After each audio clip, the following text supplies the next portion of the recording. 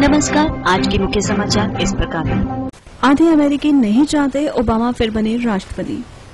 America में राष्ट्रपति चुनाव से ठीक एक साल पहले आधे अमेरिकियों का मानना है कि वर्तमान राष्ट्रपति ओबामा इस पद पर दोबारा चुने जाने के काबिल नहीं हैं। वहीं 40% लोग अब भी ऐसे हैं जो ओबामा को दोबारा राष्ट्रपति के रूप में देखना चाहते हैं। एक सर्वेक्षण में यह खुलासा हुआ है। क्रिश्चियन साइंस मॉनिटर यानी TIPP के सर्वेक्षण के परिणाम सोमवार को जारी हुए। परिणामों के मुताबिक पार्टी विशेष के प्रति आस्था न रखने वाले लोगों ने डेमोक्रेटिक पार्टी के राष्ट्रपति ओबामा में अपना भरोसा खो दिया है, लेकिन इतिहास गवाह है कि एक साल के समय में लोगों की राय बदल भी सकती है। ओबामा कई मोर्चों पर असफल रहे हैं, जिसके परिणाम स्वरूप आम जनता की निगाह में उनका कद कम हुआ है। किसी पार्टी विशेष में भरोसा न करने वाले 35% मतदाता राष्ट्रपति चुनावों के परिणाम को बदलने की ताकत रखते हैं। इन 35% लोगों का मानना है कि ओबामा को दोबारा चुना जाना चाहिए और दूसरी ओर 56% लोग मानते हैं कि ओबामा को नहीं चुना जाना चाहिए। 10% लोग इस बात को लेकर सुनिश्चित नहीं है कि ओबामा दोबारा राष्ट्रपति बने या नहीं। राजनीतिक पार्टियों के रुझान रखने वाले 40% अमेरिकी ओबामा को 4 साल और देना चाहते हैं। 50% ऐसे नहीं चाहते हैं, जबकि 6% इसे लेकर सुनिश्चित नहीं है। वहीं 4% इस प्रश्न का जवाब देने से इनकार करते हैं। राष्ट्रपति पद के लिए 901 अमेरिकियों के बीच सर्वेक्षण करने वाले टेक्नोमेटेरिका मार्केट इंटेलिजेंस के अध्यक्ष का कहना है कि निर्दलीय रहने वाले लोगों के वोट बहुत महत्वपूर्ण हैं। वह ओबामा के दोबारा चुनाव के लिए अहम हो सकते हैं। उन्होंने ये भी कहा कि यदि पार्टी विशेष के प्रति झुकाव न रखने वाले लोगों में समर्थन कम होता है तो यह वास्तव में चिंता का विषय है। सिगरेट पैकेट पर छपी चेतावनी पर लगी रोक। अमेरिका के एक न्यायाधीश ने सिगरेट के पैकेटों पर सुस्पष्ट तरीके से चेतावनी छापे जाने के सरकार के प्रयास पर रोक लगा दी है, क्योंकि उनका कहना है कि विशाल सिगरेट कंपनियां इसे अभिव्यक्ति के अधिकारों का हनन बताकर मामला जीत सकती हैं।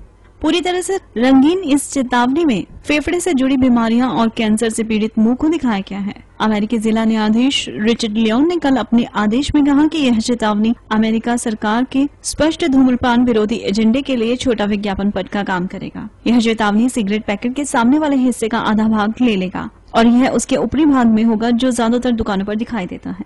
यह मुकदमा RJ Reynold tobacco company, Commonwealth brand समेत कई अन्य कंपनियों ने अमेरिका के खाद्य एवं दवा प्रशासन और स्वास्थ्य और मानव सेवा विभाग द्वारा इस चेतावनी को सिगरेट के पैकेट पर वर्ष 2012 से छापना आवश्यक किए जाने के कदम को रोकने के लिए किया गया था। वह अपने मुकदमे में सफल होते दिखाई पड़ रहे हैं, क्योंकि संविधान में हुए पहले संशोधन में बोलने, प्रेस, धर्म और इकट्ठा होने की आजादी दी गई है। चौथी महिला ने लगाया केन पर यौन उत्पीड़न का आरोप। प्रधानमंत्री पद के लिए रिपब्लिकन उम्मीदवार हरमन केन नई मुसीबत में फंस गए हैं। अब चौथी महिला ने उन पर 1990 के अंत में यौन उत्पीड़न का आरोप लगाया है। बहरहाल केन का कहना है कि यह पूरी तरह से झूठ है। शिकागो की महिला शेरन बियालेक ने कहा कि 1990 के अंत में नेशनल रेस्टोरेंट एसोसिएशन में अपनी नौकरी खोने के बाद वह जब रोजगार की संभावना के बारे में बात करने के लिए केन से वॉशिंगटन में मिली तो उन्होंने उन्हें जबरदस्ती छुआ और उनके साथ दुर्व्यवहार किया। सेलिब्रिटी अधिवक्ता ग्लोरिया एलेट के साथ बियालेक ने कहा कि स्वीकार कीजिए कि आप गलत थे। बयान के मुताबिक एक्टिविस्ट सेलिब्रिटी वकील ग्लोरिया हरमन केन के खिलाफ चौथा झूठा आरोप लगा रही हैं। इसमें कहा गया है कि केन के खिलाफ लगाए गए उत्पीड़न के सभी आरोप पूरी तरह से झूठे हैं।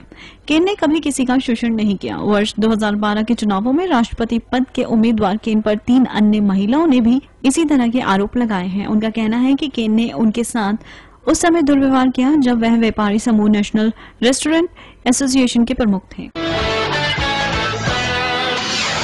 ग्रीस के प्रधानमंत्री ने दिया इस्तीफा। ऋण संकट के बोझ तले दबे ग्रीस को बचाने और यूरोजोन को पटरी पर लाने के लिए प्रधानमंत्री ने अपने पद से इस्तीफा दे दिया है। राष्ट्रीय एकता सरकार का गठन करने के लिए यूनान के राजनेताओं के बीच ऐतिहासिक संधि हुई है। ग्रीस की 2 प्रमुख राजनीतिक पार्टियां 19 फरवरी को मध्य अवधि चुनाव कराने पर सहमत हुई हैं। राष्ट्रपति कार्यकाल के मुताबिक राष्ट्रपति कार्लोस पापेंद्रू और विपक्ष के नेता अंतोनिस सामारास के बीच रविवार को बैठक हुई थी। बैठक में नई गठबंधन सरकार का गठन करने पर सहमति बनी, जिसके बाद प्रधानमंत्री ने पद से इस्तीफा देने की घोषणा कर दी। चुनाव अगले साल 19 फरवरी को कराने की योजना है। चुनाव होने तक पापेंद्रू की पार्टी पासोक तथा विपक्षी पार्टी न्यू डेमोक्रेसी दोनों मिलकर देश चलाएंगे। ऐसे समय में जब यूरोपीय नेता यूरोजोन संकट से निपटने के लिए बड़ी मुश्किल से हुई संधियों को आगे बढ़ाने की कोशिश में लगे हुए थे, यूनान में राजनीतिक गतिरोध के चलते हताशा बढ़ती जा रही थी। रूस व इटली ने शुरू किया नौसैनिक अभ्यास। आतंकवाद और समुद्री लुटेरों से निपटने के लिए रूस और इटली की नौसेनाओं ने इटली के दक्षिण तटीय इलाके में सोमवार से संयुक्त रूप से एक अभ्यास शुरू किया है। समाचार एजेंसी के मुताबिक दोनों सेनाओं की ओर से यह सैन्य अभ्यास आयोनेक्स 2011 के नाम से शुरू किया गया है। अभ्यास में रूस की ओर से ब्लैक सी फ्लीट पोत, जबकि इटली की तरफ से एस्पेरो और एविएरे फ्राइगेट्स पोत हिस्सा ले रहे हैं। एक बयान के मुताबिक अभ्यास इस बात पर भी ध्यान दिया जाएगा कि विदेशी बंदरगाहों पर जाते समय अपने पोत की सुरक्षा कैसे की जाए। वकीलों की जासूसी कर रहा था news of the world. Britain के tabloid news of the world ने हैकिंग पीड़ितों के पक्ष में लड़ रहे वकीलों की एक निजी जासूस नियुक्त कर उनकी जासूसी कराई थी। पूर्व पुलिस अधिकारी डेरेक वेब ने फोन हैकिंग की पीड़ित मिली डॉलर के वकील मार्क लेविस का चोरी छिपे वीडियो बनाया था। बीबीसी के अनुसार इस जासूसी को इसलिए अंजाम दिया जाता था ताकि यह साबित किया जा सके कि लेविस के एक अन्य वकील शार्लोट हैरिस के साथ संबंध थे, जो खुद भी हैकिंग पीड़ितों के लिए लड़ रही थी। यह निगरानी पिछले साल की गई थी। जासूसी का यह आरोप हैकिंग स्कैंडल में नया मोड़ है। इसी स्कैंडल के कारण रूपर्ट मर्डोक को अपना tabloid news of the world गत जुलाई में बंद करना पड़ा था। डेरेक वेब ने भी बीबीसी को यह बताया कि टैबलॉइड ने उन्हें इस काम के लिए भुगतान के एवज में नियुक्त किया था। इस काम के लिए उन्हें मैनचेस्टर भेजा गया था। इस आरोप पर मर्डोक के बंद पड़े अखबार की तरफ से कोई बयान नहीं आया है। अमेरिकी की हैट्रिक जीत, पाकिस्तान व स्पेन भी जीते। अमेरिका ने सोमवार को दूसरे कबड्डी विश्व कप पूल बी मैचों में अर्जेंटीना को 71-17 से हराकर लगातार तीसरी जीत दर्ज की, जबकि पाकिस्तान भी जीत हासिल करने में सफल रहा।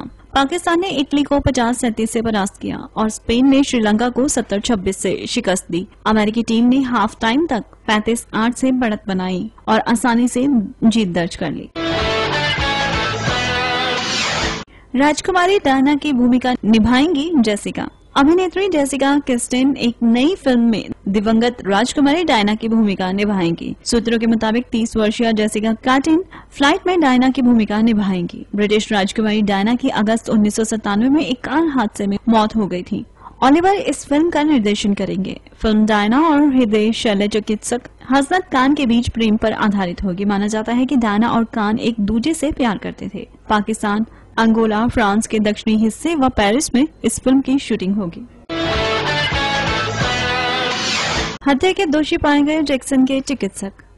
माइकल जैक्सन के चिकित्सक कॉनरेड मरे को वर्ष 2009 में उनकी मौत के मामले में गैर इरादतन हत्या का दोषी पाया गया है। 27 सितंबर से शुरू होकर 6 हफ्तों तक चली सुनवाई के बाद लॉस एंजलिस की सुपीरियर अदालत के न्यायाधीश माइकल पास्टर ने कल उन्हें हिरासत में भेज दिया। उन्हें सजा 29 नवंबर को सुनाई जाएगी। मरे को 4 साल तक की सजा और चिकित्सक के तौर पर प्रतिबंधित किया जा सकता है। गौरतलब है कि 25 जून 2009 को प्रोपोफॉल की अत्यधिक खुराकें लेने के कारण जैक्सन की मौत हो गई थी। जापान के ओकिनावा में भूकंप का तेज झटका। जापान के ओकिनावा द्वीप के निकट समुद्र में मंगलवार को भूकंप का तेज झटका महसूस किया गया। रिएक्टर पैमाने पर इसकी तीव्रता 6.8 मापी गई। बहरहाल वहां पर सुनामी की कोई चेतावनी जारी नहीं की गई है। अमेरिकी जियोलॉजिकल सर्वे ने बताया कि यह भूकंप ओकिनावा के नाहा से पश्चिम 218 किलोमीटर दूर पूर्वी चीनी सागर में आया। इस भूकंप का केंद्र 222 किलोमीटर नीचे जमीन में स्थित है। भूकंप में किसी के घायल होने या नुकसान होने के बारे में तत्काल कोई रिपोर्ट नहीं आई है। जापान 4 विवर्तनिक प्लेटों के बीच स्थित है। हर साल धरती पर आने वाले 20% से ज्यादा भूकंप यहीं आते हैं। देश में 11 मार्च को आई शक्तिशाली सुनामी में लगभग 22,000 लोगों की मौतें हो गई हैं या फिर वह लापता हो गए हैं और उत्तरी पूर्व में स्थित फुकुशिमा दाइची परमाणु संयंत्र में परमाणु संकट उत्पन्न हो गया था। लता को KL सहगल पुरस्कार। प्रसिद्ध गायिका लता मंगेशकर को सावित्री विकास समिति द्वारा 17 नवंबर को KL सहगल पुरस्कार प्रदान किया जाएगा। समिति की अनीता श्रीवास्तव के मुताबिक सिरी फोर्ड सभागार में आयोजित होने वाले कार्यक्रम में लता को यह पुरस्कार प्रसिद्ध संगीतकार MZ खयाम के हाथों दिया जाएगा। 82 वर्षीय लता और उनके भाई हृदयनाथ मंगेशकर को लाइफ टाइम अचीवमेंट पुरस्कार भी दिया जाएगा। इसके अलावा इस समिति द्वारा प्रसिद्ध अभिनेता जितेंद्र, प्रेम चोपड़ा, संजय कपूर, संगीतकार रविंद्र जैन, गायक पेनाज मसानी, जगजीत कौर, सोनू निगम, आकृति कक्कड़ और स्वर्गीय फिल्मकार सुरेंद्र कपूर को लाइफ टाइम अचीवमेंट पुरस्कार प्रदान किया जाएगा। इस समारोह में भाटिया और उनके समूह द्वारा संगीत की प्रस्तुति दी जाएगी। भाटिया ने कहा कि इस कार्यक्रम का आयोजन करवाने में सक्षम होने पर वह काफी खुश हैं। KL सहगल पुरस्कार उनकी याद में दिया जा रहा है। और अब आज के मौसम की जानकारी। मंगलवार की सुबह आसमान में खिली खिली धूप रहेगी व तापमान रहेगा -5 डिग्री सेल्सियस। वहीं दिन के समय भी धूप व तापमान रहेगा 1 डिग्री सेल्सियस। शाम के समय आसमान साफ रहेगा व तापमान रहेगा -5 डिग्री सेल्सियस और रात भर भी साफ आसमान के साथ तापमान रहेगा -11 डिग्री सेल्सियस। तो ये थी आज तक की न्यूज और अब समय हो चुका है विदा लेने का।